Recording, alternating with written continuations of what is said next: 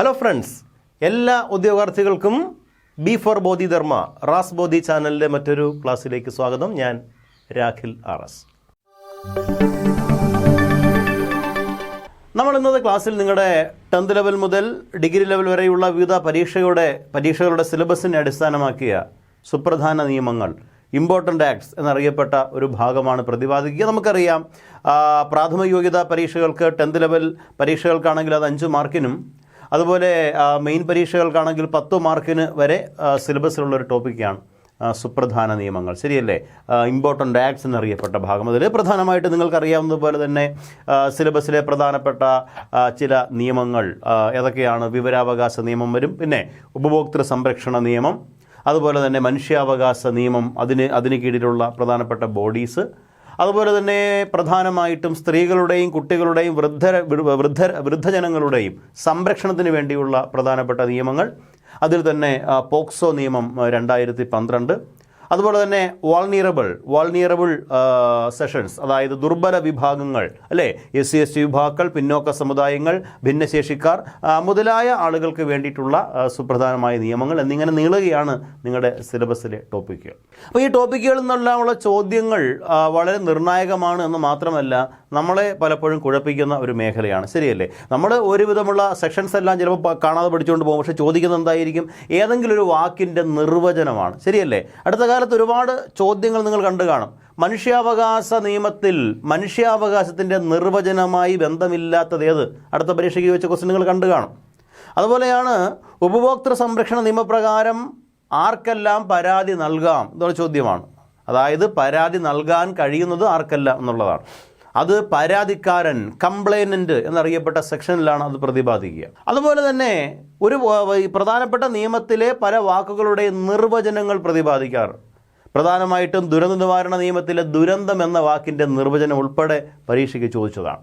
അതുപോലെ തന്നെ പ്രധാനപ്പെട്ട നിയമങ്ങളും ഉപനിയമങ്ങളും വളരെ പ്രസക്തമല്ല എന്ന് നമ്മൾ പ്രത്യക്ഷത്തിൽ തോന്നുന്ന പല സെക്ഷനുകളും സിലബസിൽ ഉൾപ്പെടുത്തിയിട്ടുണ്ട്. പക്ഷേ അത് പരീക്ഷയ്ക്ക് ചോദിക്കാറുമുണ്ട്, നമ്മൾ ഒട്ടും പ്രതീക്ഷിക്കുന്നില്ല, അല്ലേ? അപ്രകാരമുള്ള 1-2 ചോദ്യങ്ങളാണ് നമ്മുടെ ഈ ഒരു സെക്ഷനിൽ ഇന്ന് പ്രതിപാദിക്കുക. നമുക്ക് ഈ ഒരു ഭാഗത്തേക്ക് കടക്കാം. എല്ലാവർക്കും ഒരിക്കൽ കൂടി ക്ലാസ്സിലേക്ക് സ്വാഗതം. അതായത് നമ്മുടെ ഈ ഒരു ചോദ്യം നിങ്ങൾ ശ്രദ്ധിക്കുക. പോക്സോ നിയമം 2012 കുറിച്ചാണ് ഈ ചോദ്യം. പോക്സോ നിയമം 2012 പ്രകാരം അഗ്രവേറ്റഡ് പെനിട്രേറ്റീവ് സെക്ഷൽ അസാൾട്ട്, ഗൗരവതരമായ പ്രവേശിത ലൈംഗിക അതിക്രമ പ്രകാരമുള്ള കുറ്റകൃത്യങ്ങളിൽ ഉൾപ്പെടാത്തത് എന്ത്? ഇതാണ് ചോദ്യം. നമ്മൾ പറയട്ടെ, ചുവടെ കൊടുത്തിരിക്കുന്നവയിൽ അഗ്രവേറ്റഡ് പെനിട്രേറ്റീവ് സെക്ഷൽ അസാൾട്ട് എന്ന് പറയുമ്പോൾ ഗൗരവതരമായ അല്ലെങ്കിൽ തീവ്രമായ പ്രവേശിത ലൈംഗിക അതിക്രമ കുറ്റത്തിൽ പെടാത്തത് ഏത് എന്നുള്ളതാണ് ചോദ്യം. ഇവിടെ സെക്ഷനില്ല, മറ്റൊന്നും ചോദിക്കുന്നില്ല, കുറച്ച് കുറ്റകൃത്യങ്ങൾ മാത്രം. ശ്രദ്ധിക്കുക. ഓപ്ഷൻ എ, 12 വയസ്സിന് താഴെ പ്രായമുള്ള ഒരു കുട്ടിക്ക് നേരെ നടത്തുന്ന പ്രവേശിത ലൈംഗിക അതിക്രമം. ഓപ്ഷൻ ബി, ഒരു കുട്ടിക്ക് നേരെ നടത്തുന്ന സംഘം ചേർന്നുള്ള പ്രവേശിത ലൈംഗിക അതിക്രമം. ഓപ്ഷൻ സി, 16 വയസ്സിന് താഴെ പ്രായമുള്ള ഒരു കുട്ടിക്ക് നേരെ നടത്തുന്ന പ്രവേശിത ലൈംഗിക അതിക്രമം. ഓപ്ഷൻ ഡി, ഒരു പോലീസ് ഉദ്യോഗസ്ഥൻ ഒരു കുട്ടിക്ക് നേരെ നടത്തുന്ന പ്രവേശിത ലൈംഗിക അതിക്രമം. 4 ഓപ്ഷനുകളാണ്. ചോദ്യം എന്താണെന്ന് വ്യക്തമായല്ലോ. ഇതിലേതാണ് ഗൗരവതര പ്രവേശിത ലൈംഗിക അതിക്രമത്തിൽ ഉൾപ്പെടാത്തത് എന്നാണ് ചോദ്യം. ക്ലിയർ ആണല്ലോ?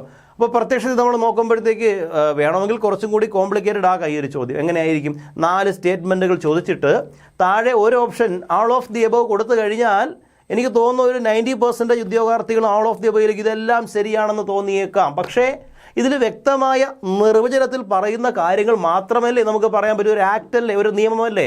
അതുകൊണ്ട് നമ്മൾ അറിഞ്ഞിരിക്കുക, ഇതിൽ കൂട്ടത്തിൽ പെടാത്തത് അല്ലെങ്കിൽ ചോദിച്ചിരിക്കുന്നതിൽ അഗ്രവേറ്റഡ് പെനിട്രേറ്റീവ് സെക്ഷൽ അസാൾട്ടിൽ പെടാത്ത ഒരു കുറ്റകൃത്യം എന്നറിയപ്പെടുന്നത് ഏതായിരിക്കും? കമൻറ്റ് ചെയ്യാമോ? ഏതായിരിക്കും? 16 വയസ്സിന് താഴെ പ്രായമുള്ള ഒരു കുട്ടിക്ക് നേരെ എന്ന പോയിന്റ് ഉൾപ്പെടുന്നതല്ല. അപ്പോൾ പ്രായം ഓർത്തിരിക്കണം, 16 വയസ്സല്ല. എത്ര വയസ്സാണ്? 12 വയസ്സിന് താഴെയാണെങ്കിൽ മാത്രമേ അത് ഗൗരവതര പ്രവേശിത ലൈംഗിക അതിക്രമ നിർവചനത്തിൽ ഉൾപ്പെടുകയുള്ളൂ. മനസ്സിലാവുന്നുണ്ടല്ലോ? വിശദമായ ഭാഗത്തേക്കൊന്നും പോകുന്നില്ലെങ്കിലും ഇതിൻ്റെ കുറച്ച് എക്സ്പ്ലനേഷൻ ഞാൻ നിങ്ങൾക്ക് പറഞ്ഞുതരാം സിമ്പിളായിട്ട്. പോക്സോ നിയമം 2012 ഇന്ത്യയുടെ പാർലമെൻറ്റ് പാസ്സാക്കി നിലവിൽ വന്നു. നവംബർ മാസം 14 രാജ്യവ്യാപകമായി ഈ നിയമം പ്രാബല്യത്തിൽ വന്നു. 2019 പോക്സോ നിയമത്തിൽ ഗണ്യമായ ചില മാറ്റങ്ങൾ അല്ലെങ്കിൽ ഭേദഗതികൾ അമെൻമെൻറ്റ് കൊണ്ടുവരികയും ചെയ്തു. നിങ്ങൾക്കറിയാവുന്ന കാര്യമാണ്, അതിലേക്കൊന്നും ഞാൻ പോകുന്നില്ല. എങ്കിലും പോക്സോ നിയമപ്രകാരമുള്ള പ്രത്യേകതകൾ, കുറ്റകൃത്യങ്ങൾ എത്ര തരത്തിലുണ്ട്? സിമ്പിളായുള്ള ചോദ്യമാണ്. പോക്സോ നിയമപ്രകാരമുള്ള കുറ്റകൃത്യങ്ങളെ 7ആയി തിരിക്കാം, പഠിച്ചു വയ്ക്കണം. 7 തരം കുറ്റകൃത്യങ്ങൾ. ഒന്നാമത്തെ കുറ്റകൃത്യത്തിൻ്റെ പേരാണ് പെനിട്രേറ്റീവ് സെക്ഷൽ അസൾട്ട് എന്ന് പറഞ്ഞാൽ എന്താ മലയാളം? പ്രവേശിത ലൈംഗിക അതിക്രമം എന്ന് പറയാം, അല്ലെങ്കിൽ കടന്നുകയറ്റത്തിലൂടെയുള്ള ലൈംഗിക അതിക്രമം എന്നെല്ലാം പറയാം. Penetrative sexual assault. രണ്ടാമത്തെ കുറ്റകൃത്യമാണ് നേരത്തെ നമ്മൾ പറഞ്ഞ ഈ ക്വസ്റ്റ്യൻ അതിൽ ആ ഭാഗത്തു നിന്നാണ്. എന്താണ് ചോദ്യം? അഗ്രവേറ്റഡ് പെനിട്രേറ്റീവ് സെക്ഷൽ അസൾട്ട് എന്ന് പറഞ്ഞാൽ എന്താണ്? തീവ്രമായ അല്ലെങ്കിൽ ഗൗരവതരമായ പ്രവേശിത ലൈംഗിക അതിക്രമം. മൂന്നാമത്തെ കുറ്റകൃത്യമാണ് സെക്ഷൽ അസൾട്ട്. ലൈംഗിക ആക്രമണമെന്നോ ലൈംഗിക അതിക്രമമെന്നോ പറയാം. സെക്ഷൽ അസൾട്ട് പറഞ്ഞ സെക്ഷൽ അസൾട്ട്. നാലാമത്തെ തരം കുറ്റകൃത്യമാണ് അഗ്രവേറ്റഡ് സെക്ഷൽ അസൾട്ട് എന്ന് പറഞ്ഞാൽ എന്താണ്? തീവ്രമായ ഗൗരവതരമായ ലൈംഗിക അതിക്രമം എന്ന് പറയാം. Aggravated sexual assault. ഇനി അഞ്ചാമത്തെ കുറ്റകൃത്യം എന്നറിയപ്പെടുന്നത് സെക്ഷൽ ഹരാസ്മെൻറ്റ്. സെക്ഷൽ ഹരാസ്മെൻറ്റ് എന്ന് പറഞ്ഞാൽ ലൈംഗിക പീഡനമാണ്. ആറാമത്തെ കുറ്റകൃത്യം എന്നറിയപ്പെടുന്നത് അശ്ലീലതയ്ക്ക് വേണ്ടി ഒരു കുട്ടിയെ ഉപയോഗിക്കുക. അശ്ലീലതയ്ക്ക് വേണ്ടി ഒരു കുട്ടിയെ ഉപയോഗിക്കുക ആറാമത്തെ തരം കുറ്റകൃത്യം. അതായത് അശ്ലീല വീഡിയോകൾ, ചൈൽഡ് പോണോഗ്രഫി കേട്ടില്ല നിങ്ങൾ? പോണോഗ്രഫി, ആ പോണോഗ്രഫിക്ക് വേണ്ടി കുട്ടിയെ ഉപയോഗിക്കുക. ഇതാണ് ആറാമത്തെ കുറ്റകൃത്യം. മനസ്സിലാവുന്നുണ്ടോ? ഏഴാമത്തെ അവസാനത്തെ കുറ്റകൃത്യം ഒരു കുട്ടി ഉൾപ്പെടുന്ന നീലച്ചിത്രം, ബ്ലൂ ഫിലിം പോലെയുള്ളവ സ്വന്തം കയ്യിൽ സൂക്ഷിക്കുക. രേഖകളായോ പെൻഡ്രൈവായോ ഇലക്ട്രോണിക് ഗാഡ്ജറ്റുകളായോ മൊബൈൽ ഫോണിലോ മറ്റോ ഒരു കുട്ടി ഉൾപ്പെട്ട നീലച്ചിത്രം പോലെയുള്ള അശ്ലീല കണ്ടന്റുള്ള കാര്യങ്ങൾ സൂക്ഷിച്ചാൽ കുറ്റകൃത്യമാണ്. ക്ലിയർ ആണോ? ഇതാണ് പോക്സോ നിയമപ്രകാരമുള്ള 7 തരം കുറ്റകൃത്യങ്ങൾ. മനസ്സിലാവുന്നുള്ളൂ, മറന്നുപോരുത്. പോക്സോ നിയമപ്രകാരമുള്ള കുറ്റകൃത്യങ്ങൾ പ്രധാനമായിട്ട് 7 തരത്തിലാണ്. ഈ 7 തന്നെ ഒരുപാട് ഉപവിഭാഗങ്ങൾ ഉണ്ടെങ്കിലും അടിസ്ഥാനപരമായി 7 തരം കുറ്റകൃത്യങ്ങളാണ്. ഒന്നുകൂടെ പറഞ്ഞു തരട്ടെ, പെട്ടെന്ന് നോക്കണേ. 1, പെനിട്രേറ്റീവ് സെക്ഷൽ അസൾട്ട്, പ്രവേശിത ലൈംഗിക അതിക്രമം. 2, അഗ്രവേറ്റഡ് പെനിട്രേറ്റീവ് സെക്ഷൽ അസൾട്ട്, ഗൗരവതരമായ പ്രവേശിത ലൈംഗിക അതിക്രമം. 3, സെക്ഷൽ അസൾട്ട്, ലൈംഗിക ആക്രമണം അല്ലെങ്കിൽ ലൈംഗിക അതിക്രമം. 4, പെനിട്രേറ്റീവ് സെക്ഷൽ അസൾട്ട്, ഗൗരവതരമായ ലൈംഗിക അതിക്രമം. 5, സെക്ഷൽ ഹരാസ്മെൻറ്റ്, ലൈംഗിക പീഡനം. 6, അശ്ലീലതയ്ക്ക് വേണ്ടി ഒരു കുട്ടിയെ ഉപയോഗിക്കുക, അല്ല, use of a child for pornography, അശ്ലീലതയ്ക്ക് വേണ്ടി കുട്ടിയെ ഉപയോഗിക്കുക. 7ാമത്തെ കുറ്റകൃത്യം ഒരു കുട്ടി ഉൾപ്പെട്ട ദൃശ്യങ്ങളോ മറ്റോ രേഖകളോ കയ്യിൽ സൂക്ഷിക്കുക. ഇതാണ് 7 തരം കുറ്റകൃത്യങ്ങൾ. ക്ലിയർ ആണോ? പ്രധാനപ്പെട്ട സെക്ഷനുകൾ ഏതൊക്കെയാണ് ഈ നിയമത്തിൽ പ്രതിപാദിക്കുക എന്ന് ചോദിച്ചു കഴിഞ്ഞാൽ സെക്ഷനും കൂടിയും കൂടെ 7 തരം കുറ്റകൃത്യങ്ങൾ പഠിച്ചല്ലോ. അപ്പോൾ സെക്ഷനും കൂടി അങ്ങ് പറഞ്ഞേക്കുക. സിമ്പിൾ അല്ലേ? ഏറ്റവും പ്രധാനമായിട്ടും അധ്യായം 2-ലാണ് ഈ കുറ്റകൃത്യങ്ങളെ പറ്റിയെല്ലാം പറയുക. അപ്പോൾ ചോദിക്കാം, അപ്പോൾ അധ്യായം അങ്ങനെ ചോദിച്ചിട്ടില്ല അല്ലേ? പോക്സോ നിയമത്തിൽ അധ്യായം 1 അല്ല. അധ്യായം 1 പ്രിലിമിനറി, പ്രാരംഭം, അതായത് short title, extend and commencement എന്ന ഭാഗമാണ് അധ്യായം 1. എന്നാൽ നിങ്ങളിപ്പോൾ കേട്ട 7 തരം കുറ്റകൃത്യങ്ങളെക്കുറിച്ചെല്ലാം പ്രതിപാദിക്കുന്ന അധ്യായം ചോദിച്ചാൽ അധ്യായം 2-ആണ്. അധ്യായം 2-ലാണ്. അധ്യായം 2-ൽ 3 മുതൽ ഇങ്ങോട്ട് തുടങ്ങുന്ന സെക്ഷനുകളാണ് കുറ്റകൃത്യങ്ങൾ. അതുകൊണ്ട് തന്നെ സെക്ഷൻ 3-ആണ് പെനിട്രേറ്റീവ് സെക്ഷൽ അസൾട്ട്, പ്രവേശിത ലൈംഗിക അതിക്രമം. ഒരു കുട്ടിയുടെ സ്വകാര്യ ഭാഗത്ത് മുറച്ചേറിയ വസ്തുക്കളോ സ്വന്തം ശരീരഭാഗമോ സ്വന്തം വിരലോ കുട്ടിയുടെ തന്നെ ഏതെങ്കിലും ശരീരഭാഗമോ കടന്നു കയറ്റിക്കൊണ്ട് പ്രവേശിപ്പിച്ചുകൊണ്ട് നടത്തുന്ന ലൈംഗിക അതിക്രമം. ഇതാണ് പെനിട്രേറ്റീവ് സെക്ഷൽ അസാൾട്ട് എന്ന് പറയുക. മനസ്സിലാവുന്നുണ്ടോ?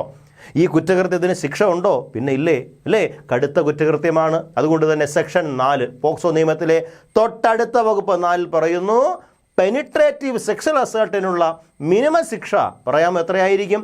പെനിട്രേറ്റീവ്. അപ്പോൾ അതുകൊണ്ടാണ് ചോദിക്കുക, പോക്സോ നിയമപ്രകാരമുള്ള പെനിട്രേറ്റീവ് സെക്ഷൽ അസാൾട്ടിന് ലഭിക്കുന്ന മിനിമം ശിക്ഷ എന്താണ്? പ്രവേശിത ലൈംഗിക അതിക്രമത്തിലുള്ള മിനിമം ശിക്ഷ എത്രയാണ്? 10 വർഷം തടവും പിഴയും. എത്രയാണ്? 10. ഇത് 7 വർഷമായിരുന്നു പോക്സോ നിയമം നിലവിൽ വരുമ്പോൾ. ഞാൻ പറഞ്ഞില്ലേ 2019 ഭേദഗതി ഉണ്ടെന്ന് പറഞ്ഞില്ലേ? ആ ഭേദഗതി പ്രകാരമാണ് മിനിമം ശിക്ഷ 7 വർഷത്തിൽ നിന്നും എത്രയായി ഉയർത്തി? 10 വർഷമായി ഉയർത്തി. കിട്ടിയോ? ഇനി പരമാവധി ശിക്ഷ എന്താ? ഈ പെനിട്രേറ്റീവ് ശിക്ഷ മിനിമം ശിക്ഷയാണ് 10 വർഷം. പരമാവധി മാക്സിമം ശിക്ഷ എന്തായിരിക്കും? അത് ജീവപര്യന്തം തടവാണ് പരമാവധി. കിട്ടിയല്ലോ? ഇനി 4 തന്നെ ക്ലോസ് 1, 2 എന്നിങ്ങനെയുള്ള വിഭാഗങ്ങളുണ്ട്. ഇതിലെ അടുത്തൊരു ക്ലോസിൽ 4 തന്നെ ക്ലോസിൽ പറയുന്ന ഒരു കാര്യം 4:2 പറയുക. എന്താ പറയുന്നത് വെച്ച് കഴിഞ്ഞാൽ, ഈ ആക്രമിക്കപ്പെട്ട പെനിട്രേറ്റീവ് സെക്ഷൽ അസാൾട്ടിന് വിധേയമായ കുട്ടിയുടെ പ്രായം 16 വയസ്സിന് താഴെയാണെങ്കിൽ ലഭിക്കാവുന്ന ശിക്ഷ എന്നറിയപ്പെടുന്നത് മിനിമം 20 വർഷം തടവും പിഴയും. എത്രയാണ്? 10 20. അപ്പോൾ ഇവിടെ ഓർത്തിരിക്കണം, കുട്ടി എന്ന് പറഞ്ഞാൽ പോക്സോ നിയമപ്രകാരം കുട്ടി എന്ന് പറഞ്ഞാൽ എത്ര വയസ്സിന് താഴെയാണ്? 18 വയസ്സിന് താഴെ പ്രായമുള്ള ആൺ പെൺ വ്യത്യാസമില്ലാതെ ഏതൊരാളും കുട്ടിയാണ്, ചൈൽഡാണ്. മനസ്സിലാവും? അതുകൊണ്ട് ഈ ആക്രമിക്കപ്പെട്ട കുട്ടിയുടെ പ്രായം 16 വയസ്സിന് താഴെയാണെങ്കിൽ മിനിമം ശിക്ഷ വർദ്ധിച്ചിട്ടുണ്ട്. എത്രയാണ്? സെക്ഷൻ 4(2) പ്രകാരം എത്രയാണ് ശിക്ഷ? 20 വർഷം തടവ്. പരമാവധി ശിക്ഷ ജീവപര്യന്തമാണ്. പക്ഷേ ഇവിടെ ഒരു കുഴപ്പമുള്ളത്, ജീവപര്യന്തം എന്ന് പറഞ്ഞാൽ ഇവിടെ സാധാരണ ജീവപര്യന്തമല്ല, പിന്നെയോ എന്തായിരിക്കും? അദ്ദേഹത്തിൻ്റെ സ്വാഭാവിക ജീവിതത്തിൽ അവസാനിക്കുന്ന കാലം വരെയുള്ള ജീവൻ. അപ്പോൾ ചില കുറ്റകൃത്യങ്ങളിൽ എടുത്തു പറയും അല്ലേ, ലൈഫ് ഇംപ്രിസൺമെൻറ്റ്, ജീവപര്യന്തം എന്നൊക്കെയാണ് പറയാറുണ്ടെങ്കിലും പലപ്പോഴും 14 വർഷമാണ് ഒരു ജീവപര്യന്തത്തിൻ്റെ കാലാവധി. ചിലപ്പോൾ അതിന് മുൻപ് തന്നെ ബെയിൽ കിട്ടിയേക്കാം. ഗവൺമെൻറ്റുകൾ ഇനിഷ്യേറ്റ് എടുത്താലോ മറ്റാരുടെയെങ്കിലും ശുപാർശ പ്രകാരമോ നല്ല നടപ്പോ ഇത്തരം പല പല മാനദണ്ഡങ്ങൾ വെച്ച് ജീവപര്യന്തത്തിനുള്ള ശിക്ഷ ഇളവ് നൽകാറുണ്ട്. എന്നാൽ ഒരു തരത്തിലും ആര് ശ്രമിച്ചാലും ഇളവ് ചെയ്യാൻ കഴിയാത്ത തരം ജീവപര്യന്തമാണ് ഇങ്ങനെ എഴുതി വച്ചിരിക്കുക. എന്തായിരിക്കും? അയാളുടെ സ്വാഭാവിക ജീവിതത്തിൽ അവസാനിക്കുന്ന കാലം വരെയുള്ള ജീവപര്യന്തം എന്ന് മെൻഷൻ ചെയ്താൽ അത് അയാളുടെ അവസാനം വരെയുള്ള ജീവപര്യന്തമാണ്. ഇതാണ് പോക്സോ നിയമത്തിൻ്റെ സെക്ഷൻ 4(2) പ്രകാരം 16 വയസ്സിന് താഴെ പ്രായമുള്ള കുട്ടിക്ക് നേരെ ഇത്തരത്തിൽ പെനിട്രേറ്റീവ് സെക്ഷൽ അസാൾട്ട് നടത്തിയാൽ ലഭിക്കാവുന്ന പരമാവധി ശിക്ഷ. കിട്ടിയെന്ന് വിശ്വസിക്കുന്നു. ഓക്കെയാണോ? ഇനിയാണ് ഏറ്റവും പ്രധാനപ്പെട്ട ഒരു സെക്ഷൻ പറയാൻ പോകുന്നത്. മറ്റൊന്നുമല്ല, സെക്ഷൻ 5, വകുപ്പ് 5. എന്താണ് വകുപ്പ് 5 പറയുക?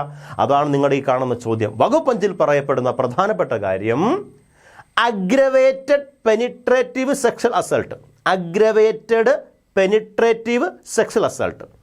ഒരു പെനിട്രേറ്റീവ് സെക്ഷൽ അസാൾട്ടിനെ ഏതെല്ലാം സാഹചര്യത്തിൽ അഗ്രവേറ്റഡ് ആയ ഒന്നാണെന്ന് പറയാൻ പറ്റും. അതായത് തീവ്രമായ അല്ലെങ്കിൽ ഗൗരവതരമായ പ്രവേശിത ലൈംഗിക അതിക്രമമാണെന്ന് പറയാൻ പറ്റുന്നത് എപ്പോഴെല്ലാം? ശ്രദ്ധിച്ച് കേൾക്കണേ. ഒന്നാമത്തെ കണ്ടീഷൻ, ഈ പെനിട്രേറ്റീവ് സെക്ഷൽ അസാൾട്ടിന് വിധേയമാകുന്ന കുട്ടിയുടെ പ്രായം 12 വയസ്സിന് താഴെയാണെങ്കിൽ, 16 അല്ല, അതുകൊണ്ടാണ് നമ്മുടെ ആദ്യത്തെ ഓപ്ഷനിൽ ഇത് ശരിയായത്. അതുകൊണ്ടാണ് 12 വയസ്സിന് താഴെയാണെങ്കിൽ കുട്ടിയുടെ പ്രായം, അത് വെറും പെനിട്രേറ്റീവ് സെക്ഷൽ അസാൾട്ട് അല്ല, പിന്നെ എന്തായിരിക്കും? Aggravated penetrative sexual assault. കിട്ടിയോ? രണ്ടാമത്, ആക്രമിക്കപ്പെട്ട കുട്ടി ബുദ്ധിമാന്ദ്യമുള്ള ആളോ ശാരീരിക മാനസിക വൈകല്യമുള്ള ആളോ ആണെങ്കിൽ അതും വെറും പെനിട്രേറ്റീവ് സെക്ഷൽ അസാൾട്ട് അല്ല, പിന്നെയോ aggravated penetrative sexual assault. Clear ആണോ? മൂന്നാമത്, ആക്രമിക്കപ്പെട്ട കുട്ടി ഒരു അമ്മയായിരിക്കുക അല്ലെങ്കിൽ ഗർഭിണിയായിരിക്കുകയാണ് ഈ പെനിട്രേറ്റീവ് സെക്ഷൽ അസാൾട്ടിന് വിധേയമായിരിക്കുന്നതെങ്കിൽ അതും aggravated penetrative sexual assault. 4, penetrative sexual അസാൾട്ടിൻ്റെ ഭാഗമായി ആ കുട്ടി ഗർഭിണിയായാൽ, അമ്മയാകപ്പെട്ടാൽ, എയ്ഡ്സ് പോലെയുള്ള മാരകമായ രോഗങ്ങൾ കുട്ടിയിലേക്ക് പടർന്നു പിടിച്ചാൽ അതും അഗ്രവേറ്റഡ് പെനിട്രേറ്റീവ് സെക്ഷൽ അസാൾട്ടിന് നിർവചനത്തിൽപ്പെടും. ഇനിയുമുണ്ട്, തീർന്നില്ല. ഒരു സംഘം അല്ലെങ്കിൽ കൂട്ടം ചേർന്ന് ഗ്യാങ് റേപ്പ് പോലെ ഒരു കുട്ടിക്ക് നേരെ പെനിട്രേറ്റീവ് സെക്ഷൽ അസാൾട്ടിന് വിധേയമാക്കിയാൽ അതും വെറും കുറ്റകൃത്യമല്ല, അതാണ് അഗ്രവേറ്റഡ് പെനിട്രേറ്റീവ് സെക്ഷൽ അസാൾട്ട്.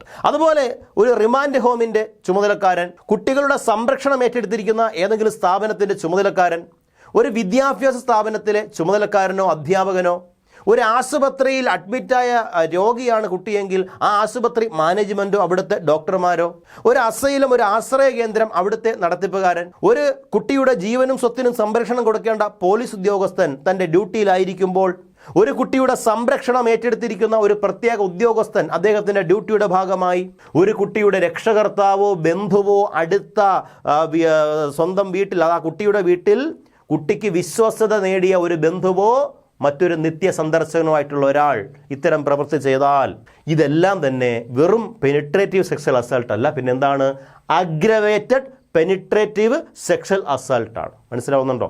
ഇത്തരം സാഹചര്യങ്ങളിലെല്ലാം ഒരു കുട്ടിക്ക് നേരെ നടത്തുന്ന സെക്ഷൻ 5 പ്രകാരമുള്ള അഗ്രവേറ്റഡ് പെനിട്രേറ്റീവ് സെക്ഷൽ അസാൾട്ട് നടത്തിയ ഏതൊരാളിനും കിട്ടുന്ന മിനിമം ശിക്ഷ എന്നറിയപ്പെടുന്നത് 20 വർഷം തടവും പിഴയും, പരമാവധി ശിക്ഷ ജീവപര്യന്തമോ വധശിക്ഷയോ ലഭിക്കാം.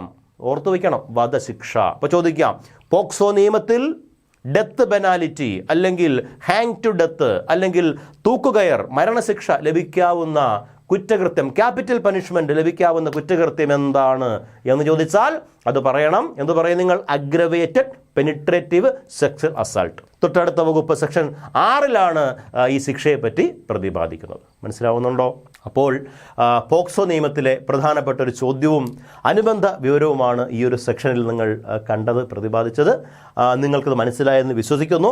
സുപ്രധാന നിയമങ്ങളിലെ വളരെ വ്യത്യസ്തവും എന്നാൽ വളരെ ശ്രദ്ധേയവുമായിട്ടുള്ള ഒരുപിടി ചോദ്യങ്ങൾ നിങ്ങൾക്കായി കരുതി വച്ചിട്ടുണ്ട്. മറ്റൊരു ക്ലാസ്സിൽ മറ്റു പ്രധാനപ്പെട്ട വസ്തുക്കളുമായി നമുക്ക് വീണ്ടും കാണാം. Thank you all of you. By.